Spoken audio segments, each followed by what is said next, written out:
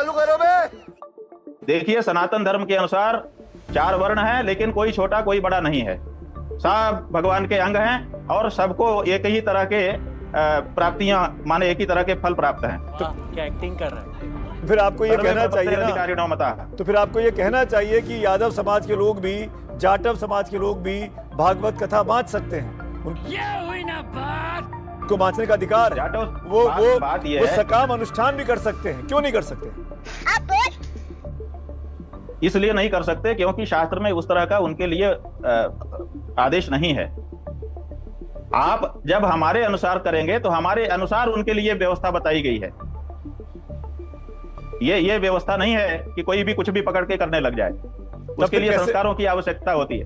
अच्छा, तब फिर आप तो ये कि बाबा साहब अंबेडकर के संविधान को चुनौती दे रहे हैं, जिन्होंने सबको बराबर बाबा साहब के संविधान को चुनौती नहीं दे रहे हैं। आपको पता होना चाहिए कि बाबा साहब के संविधान के आधार पर ही इस देश में हम सनातन धर्म का पालन कर रहे हैं। क्यों? क्योंकि उन्होंने आर्टिकल 25, 26, 27, 28, 29 में हमको छूट दी है, इसीलिए हम कर रहे हैं। बाबा साहब के संविधान के विरुद्ध नहीं कर रहे हैं। बाबा साहब का संविधान कहता है कि हिंदू, मुस्लिम, सिख, ईसाई आपस में सब भाई भाई, सबको अपने धर्म का, अपने काम का प्रचार प्रसार करने का इजाजत है, सब बराबरी के लोग हैं। ये जो पंक्ति आप पढ़ रहे हैं, ये किस अनुच्छेद में है? अनुच्छेद की बात नहीं कर रहा हूँ, उसकी मूल भाव की बात कर रहा हूँ मैं। नहीं, आप बताइए किस पंक्ति, मूल भाव की बात कर रहा हूँ, मूल भाव की बात कर रहा हूँ। कहीं संविधान में नहीं लिखा कि, कहीं संविधान में लिखा कि ब्राह्मण सर्वोपरि है। आपको बता रहे हैं, हमारे सनातन धर्म का भी मूल भाव सब बराबर का है। अरे कहना क्या चाहते हो? तो फिर आप बराबरी की बात करिए ना। यही तो एक आप ही शंकराचार्य हैं जो इस मुद्दे पे लगातार बात कर रहे हैं। और मैं चाहता हूं, सुनिए जी, बोलिए। आप ये कह रहे हैं कि हमारा संविधान समानता की बात कर रहा है और आपका धर्म समानता की बात नहीं कर रहा है। आप बताइए, आपने देश में 2 वर्ग बना दिए हैं, एक सामान्य वर्ग और एक आरक्षित वर्ग। ये समानता है? बताइए।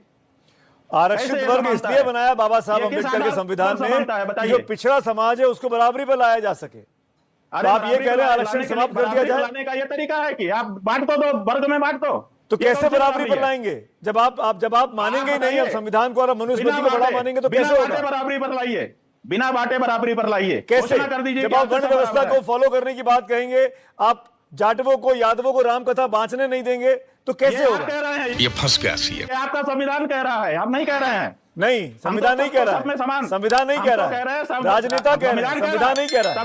संविधान कह भी रहा है और कर भी रहा है। संविधान नहीं कह रहा है, संविधान बराबरी पर लाने का प्रयास कर रहा है और संविधान अपेक्षा करता है आप जैसे नेताओं, आप जैसे धर्मगुरुओं से। रखा है संविधान ने देश को 2 टुकड़े में बांट करके रखा है, एक आरक्षित वर्ग, एक अनारक्षित वर्ग। तो आप क्या कह रहे हैं? संविधान बेकार है?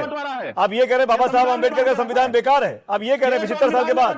किया है, हम ये नहीं कह रहे हैं। हम ये कह रहे हैं कि संविधान ने बांट के रखा है समाज को, तो ये संविधान ने बांट के रखा है। तो कैसे? आज जो ये यादव और ब्राह्मण का इतना बड़ा माहौल बना हुआ है, ये उसी बंटवारे के कारण बना हुआ है। ये संविधान ने बांट के रखा है। हम बिल्कुल जिम्मेदारी से कह रहे हैं, ये बंटवारा है, समाज को 2 टुकड़े में बांट रहे हो आप, ये गलत है। हम ऐसा नहीं करते हैं। हमारा धर्म सब में परमात्मा को देखता है और सबको सम्मान देता है।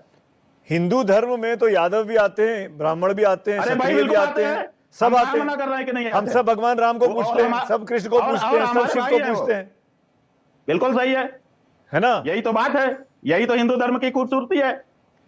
तो उसका उपाय क्या है? आप कह रहे हैं संविधान बांटता है, ये उपाय ये है कि आप ये संविधान में जो बंटवारा देश में कर दिया गया है, इसको खत्म करिए। देखिए सब इकट्ठा हो जाएंगे। तो आप कह रहे हैं आरक्षण व्यवस्था को खत्म कर दें? बिल्कुल, क्योंकि आरएसएस की भाषा टुकड़ा हो रहा है। ये तो आरएसएस की भाषा है।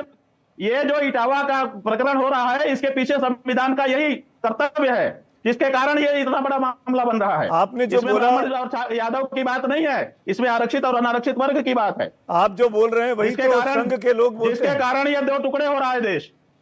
आप जो बोल रहे हैं भेदभाव कर रहा है, संविधान भेदभाव कर रहा है।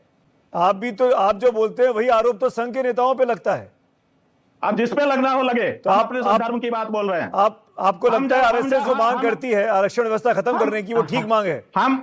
हम जब बोलते हैं तो धर्म के अनुसार बोलते हैं, किसी के चेहरा देख के नहीं बोलते कि कौन संघ है और कौन बेसंग है।